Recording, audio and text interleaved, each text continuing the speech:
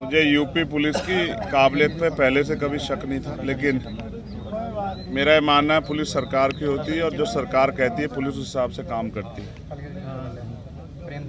जल्दबाजी में कुछ पुलिस की तरफ से इस तरह के बयान दिए गए जो मैं समझता हूँ कि जिनकी ज़रूरत नहीं थी, बिना जानकारी के, बिना ब्लास्टिंग रिपोर्ट के कह देना कि गोली जो है वो 315 बोर के कट्टे से चली और हमने कट्टे बरामद कर लिए, या बिना बहुत सारी जानकारियाँ जो तथ्य जो हैं उसमें हैं कि 4 नौजवान लड़के जिनको ये भी नहीं पता कि खाना किस तरह खाते हैं वो आके किसी पे गोली चला देंगे। और जिस तरह की पुलिस ने कहानी करके बताया कि भाई अचानक से टोल पर उनको पता लग गया कि चंद्रशेखर आ रहे हैं तो हम हमला कर देते हैं। तो हम उत्तर प्रदेश में रहते हैं, उत्तर प्रदेश की कानून व्यवस्था और उत्तर प्रदेश के सरकार के कार्य करने के तरीके और अपने राजनीतिक विरोधियों को निपटाने के तरीकों को भी हम लोग जानते हैं।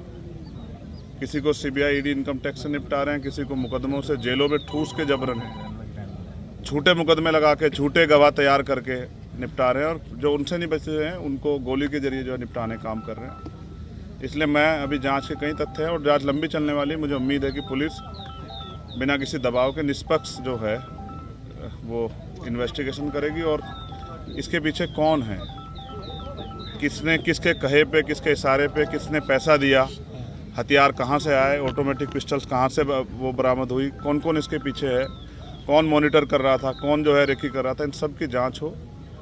इसलिए भी ज़रूरी है कि आज मेरे साथ है, कल किसी और के साथ ना हो, क्योंकि उत्तर प्रदेश में विपक्ष के लोग बड़ी मजबूती से जो है अपनी लड़ाई को लड़ रहे हैं। और ये तो उत्तर प्रदेश है, यहाँ तो चुनाव सजा होने के बाद पता लगता है कि डीएम साहब के दबाव में मुकदमे लिखा गया था, बाद में वादी मना कर देता, लेकिन तब तक बहुत कुछ बदल जाता तस्वीर।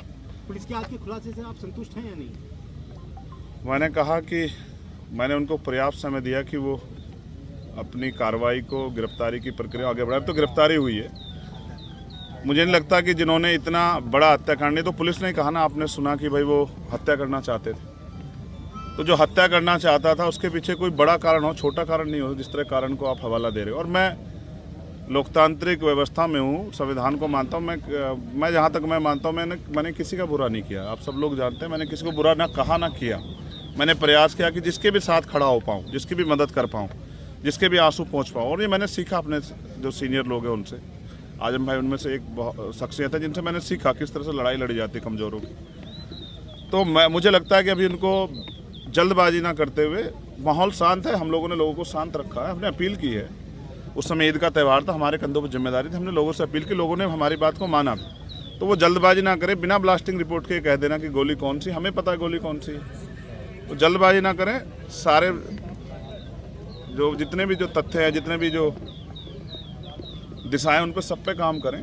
क्योंकि जहाँ तक हम जानते हैं कि हो सकता है किसने पैसा दे के कराया हो, क्योंकि वो तो नौजवान बच्चे, उनको इतनी जानकारी नहीं है, उनको ये भी एहसास नहीं था कि ये करने के बाद क्या होगा।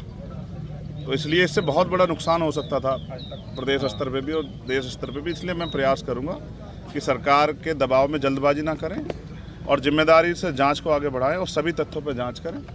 और मुझे अभी भी पुलिस के कुछ अच्छे अधिकारी हैं, उनकी कार्यशैली भरोसा है कि वो सरकार के दबाव में काम नहीं करेंगे। और उम्मीद है कि फेयर जाँच होगी और ये पता लगेगा इसके पीछे कौन है। कल की जो आप लोगों की घोषित पंचायत है उसके बारे में अभी मैंने लीडर्स को बुलाया है, सब लोगों को, और मैं चाहता हूं कि पुलिस को पर्याप्त समय मिले जिससे कि आसानी से वो अपने कार्य को आगे बढ़ा पाएँ। ये ना हो कि हम इसमें फंसे रहे, इसलिए हमने कार्रवाई को में ढिलाई बरत दी। तो आज शाम तक उसकी स्थिति 6 बजे, 6 साढ़े 6 बजे क्लियर हो जाएगी। और मेरा प्रयास रहेगा कि मैं उनको समझाने में कामयाब हो जाऊँ कि क्योंकि कावड़ का समय आ रहा है और मोह अच्छा नहीं है, नुकसान हो सकता है। मैं कोशिश करूंगा कि किसी भी तरह का जुटान ना हो। अध्यक्ष जी, जब आप पे हमला हुआ तो आपने ये कहा था कि हमारे सहयोगियों ने, साथियों ने उन लोगों को पहचान लिया था।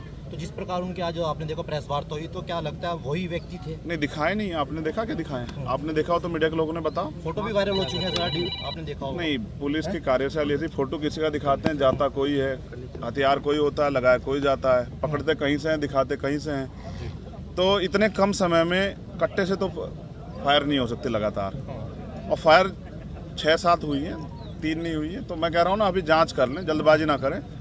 मैं समझता हूँ उनके कंधों पे जिम्मेदारी है, उनको सरकार को जवाब देना है, लेकिन सरकार भी ध्यान रखे कि इस तरह का माहौल ना बनाए कि लोगों में भय का। आप कानून व्यवस्था तो अच्छी कर नहीं पा रहे हो, इस तरह की बेवकूफ़ी की बातें करने से कोई फ़ायदा नहीं।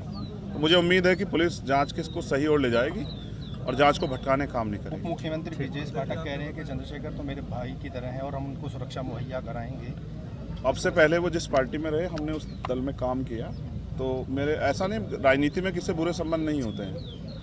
तो मैं तो मुख्यमंत्री को बुरा नहीं कह रहा हूँ। वो अलग बात है कि उनके बहुत सारे कार्य ऐसे हैं जो जन विरोधी है, उनकी भाषा ऐसी है जिसको लोकतंत्र में कोई जगह नहीं दी जा सकती।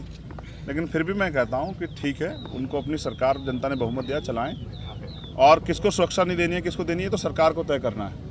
मगर अब तो पुलिस सुरक्षा में हत्या हो रही है। अपने अतीक और अशरफ भाई की हत्या के बारे में देखा किस तरह से हुई। पुलिस ने डिफाइन कर दिया, जस्टिफाई किया कि अपराधी थे, माफिया थे, लेकिन वो मेंबर ऑफ पार्लियामेंट भी रहे थे। फिर संजीव जीवा की हत्या, चलो उनको भी आप कर दोगे जस्टिफाई। अब चंद्रशेखर को कैसे जस्टिफाई करोगे? पिकेट 20 मीटर पे पिकेट है, पुलिस खड़ी है, और क्या इंटेलिजेंस है? अब इतने हमारे सामान्य नेता हैं, रास्ते में इनके साथ कोई हादसा हो जाए, कौन जिम्मेदारी लेगा? क्या नेता घर में छिप जाएं, लोहे के बॉक्स में बंद हो जाएं? तो जनता का आदमी जनता के बीच रहता है। भविष्य में ऐसी घटनाएं हो सकती हैं। जब तक पूरी कलह नहीं खुलेगी, वो आखिरी जो उनका मास्टरमाइंड वो नहीं पकड़ा जाएगा, उसको नहीं सामने करेंगे, तब तक नहीं पता। जिसने फिरौती ले रखी है, मुझे ऐसा लगता है उसकी मालिक की बात पूरी कल फिर करवाएगा। तो मैं हर खतरे के लिए तैयार हूँ, लेकिन मैं भी जनता के बीच जाए से रुकूंगा नहीं।